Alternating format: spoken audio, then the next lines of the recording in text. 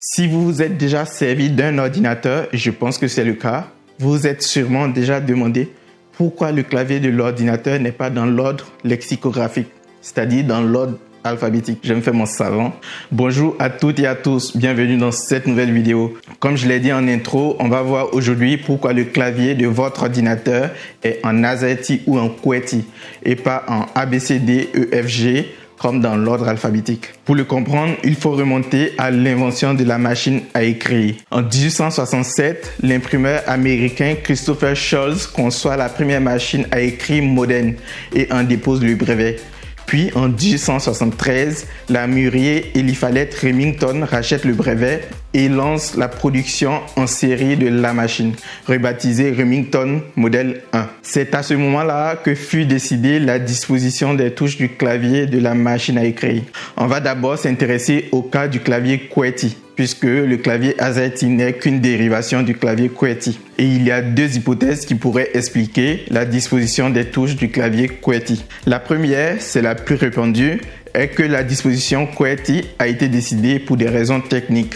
En effet, sur les premières machines à écrire, quand on appuyait trop rapidement sur deux touches voisines, elles se chevauchaient et finissaient par bloquer la machine.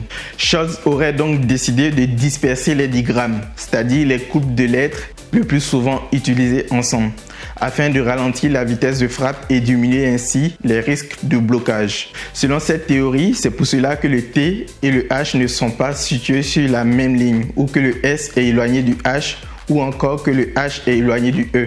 En anglais, ces touches sont effectivement le plus souvent utilisées ensemble. Par exemple, pour écrire the, on va devoir utiliser les lettres T, H et E.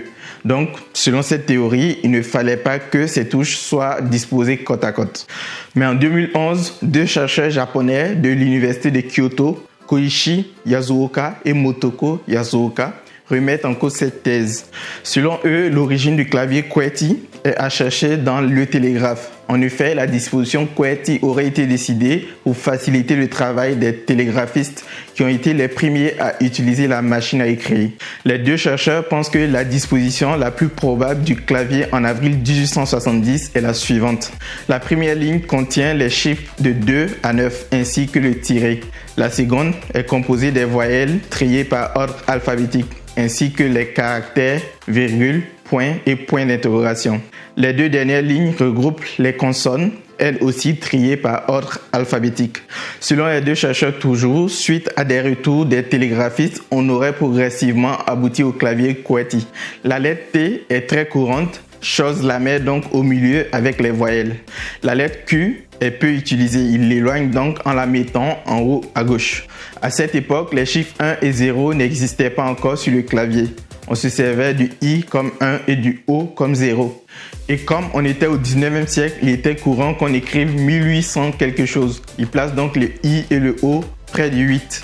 Le E, le S et le Z ont été rapprochés à cause de leur similarité dans le code Morse américain, qui était le code utilisé par les télégraphistes aux États-Unis.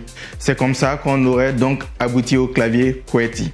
C'est lors de l'exportation de la machine à écrire à l'étranger que le QWERTY est devenu AZERTY en France et en Belgique et QWERTZ en Allemagne. D'accord, mais pourquoi AZERTY précisément ? Je ne saurais vous le dire, cela reste un mystère. On pourrait aussi se demander pourquoi on n'est pas passé à d'autres dispositions du clavier lorsqu'on est passé de la machine à écrire à l'ordinateur, puisqu'on n'avait plus les mêmes contraintes. En fait, il y a eu plusieurs tentatives pour proposer d'autres dispositions du clavier qui n'ont jamais marché, parce que les secrétaires et les dactylographes étaient déjà bien habitués au clavier QWERTY et AZERTY. Il y a par exemple le clavier Dvorak, le clavier Colmac ou le clavier Bepo, qui ont été inventés pour rendre la frappe plus rapide et moins fatigante.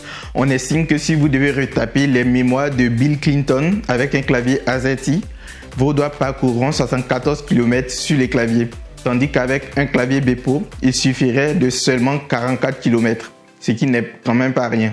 Du coup, pourquoi on ne passe pas tous au clavier Bepo demain matin, puisqu'il semble présenter plus d'avantages? Je vois deux principaux freins à cela. Il y a d'abord le temps qu'il faut pour apprendre et maîtriser le clavier Bepo et aussi le fait que les constructeurs d'ordinateurs ne proposent pas des ordinateurs avec un clavier Bepo natif. Les claviers QWERTY et AZERTY sont tellement ancrés dans nos habitudes qu'il me semble très peu probable que le clavier Bepo arrive un jour à s'imposer. Voilà, c'est tout pour aujourd'hui. Merci d'avoir regardé cette vidéo. Pensez à la liker, à la partager et à vous abonner à la chaîne. Quant à moi, je vous dis à bientôt pour une nouvelle vidéo. Allez, salut!